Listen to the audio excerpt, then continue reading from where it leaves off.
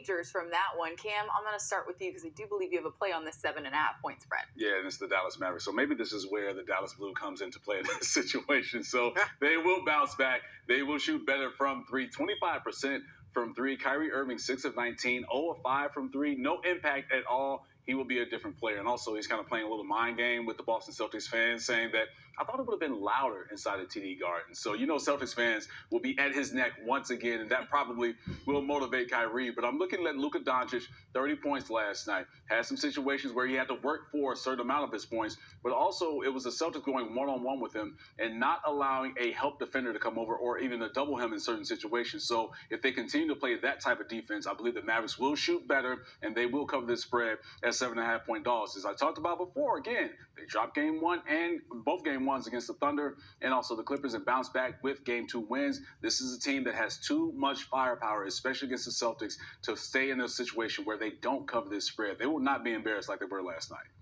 Kristaps Porzingis. Can anybody remember or recall a comeback like that man had last night? Unbelievable. So I'm going to roll with that train and take the over on his points in game 2 because it's set at 14.5.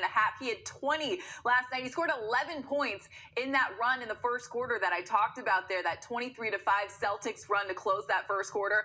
He looked unbelievable. In fact, he is the first player to finish with 20 points, 3 blocks off the bench in an NBA Finals game since Kevin McHale in 1984. Whoa, wow. That is how special his performance was yesterday. Scoring, shot blocking, rebounding, obviously gave them a massive, massive boost there, and I think he continues on. 15 points doesn't seem like too much for a guy that's got so much boost of confidence after what he was able to do in game 1 in his return. Brad, what about you? What's your favorite wager for game 2?